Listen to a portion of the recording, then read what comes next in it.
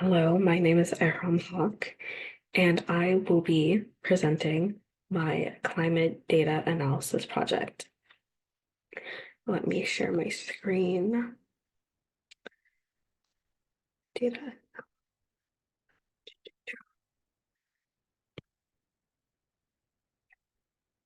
So I decided to do my project on climate change and climate data analysis. Once again, my name is EhramHaque. So a quick overview. Climate change, it started in the mid 18th century. That was around the Industrial Revolution. And it gained attention by scientists and the public around 1970s. And in 1988, that was marked as the hottest summer on record. And the combination of scientific evidence and extreme weather events like droughts and wildfires, and the increased public awareness, it helped put climate change into the spotlight. And like since then, we've kind of been trying to, you know, better global warming and all that good stuff. So, I downloaded a global marine data set from the NOAA website, and that data set includes like ships and platforms from 1662 up until now. And that data provides 56 rows and 33 columns. So while I was working through this data set and with this project, I focused mainly on finding patterns and trends within the data to offer some insight into our climate and like how much it has like, I guess, varied throughout these several years. And you can read through this on your own. You can like pause if you are interested in reading. But overall, I just wanted to work on this project because I wanted to better understand the climate change challenges and all that good stuff. And I just wanted to analyze climate data. So general information. I used Python and I utilized many libraries such as Pandas, NumPy, Matplotlib, Seaborn, SYS, Warnings, so on and so forth. And I imported climate data, conducted data cleaning and processing, summarized key statistics, generated insightful data visualizations, and I saved the results. And I attempted to create the k-means algorithm and regression algorithm and metrics, confusion matrix, ROC, AUC, and cross-validation. And you'll see soon why I said attempted. So this is my structure, the algorithm. I use Jupyter Notebook for my coding, the data set, and all that. So you're able to like divide it into different sections. So like, for example, like one section would be like data loading, cleaning, and another section would be like one visualization. The next section would be like another data visualization, so on and so forth. So this is my algorithm. On the left here is my regression algorithm. I basically got an error when I tried to run my code.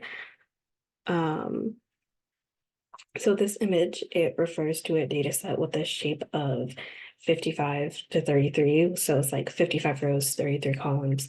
And the table presents the count of missing values for each column, with most columns having 0 missing values.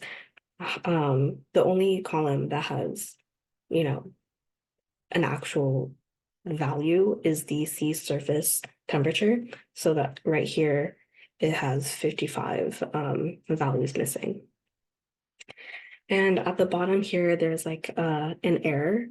So that basically means that, well, that says input contains NaN infinity or value too large for data type. So I think the values are just too large to be represented as a float 64 data type. And then K-means algorithm, there's no data remaining after handling missing values, conversion to numeric. Yeah. So this is scatter plot of latitude and longitude. This plot basically represents the selected marine data with each data point corresponding to a specific location in terms of latitude and longitude. And the size of each data point is customized based on wind speed and providing a visual representation of wind intensity. So this one is my wind speed distribution. So the x-axis, that represents the range of wind speeds in meters per second. And the y-axis represents the frequency of occurrences of wind speeds within each point. Each bar represents a bin, and the height of the bar indicates how many data points fall within that range. And overall, the histogram that allows for a quick and informative visualization of the distribution of the wind speeds. And that emphasizes the frequency of different wind speed ranges in the marine data set. So this is my box plot for wind speed. So the box plot is basically showing the distribution of wind speeds and the interquartile range, with the central line inside the box indicating the median. And the line extending from the box shows the range of the data, and any point beyond that are considered as outliers. So next up is the correlation heat map. So the color of each square in the heat map represents the strength and the direction of the correlation between two variables. The cool colors, like blue, that represents negative correlations, where one variable tends to decrease as the other increases. The warm colors, like red, represents positive correlations, where both variables tend to increase or decrease together. And the values range from -1 to 1, and 1 indicates a perfect positive correlation, while -1 indicates a perfect negative correlation, and 0 indicates no correlation. And the color bars indicate the strength of the correlation, and it goes from strong negative to strong positive. So these are the challenges that I faced while working on the code. And that was ensuring the data's reliability and accuracy and trying to fix the errors for my algorithms that I showed earlier.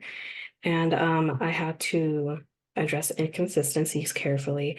And I had to make sure that my visualizations I put in this PowerPoint were balanced so my audience doesn't get overwhelmed and they understand what each variable means.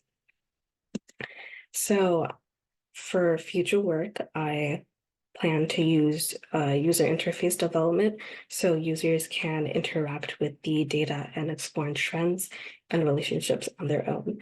When new data comes around, I could always update my analysis regularly and adapt my visualizations as needed. And here is just the data, the websites where I got my data set from. So that is it. Let me start sharing. That is all I have for today. Thank you for watching. Have a good day or night.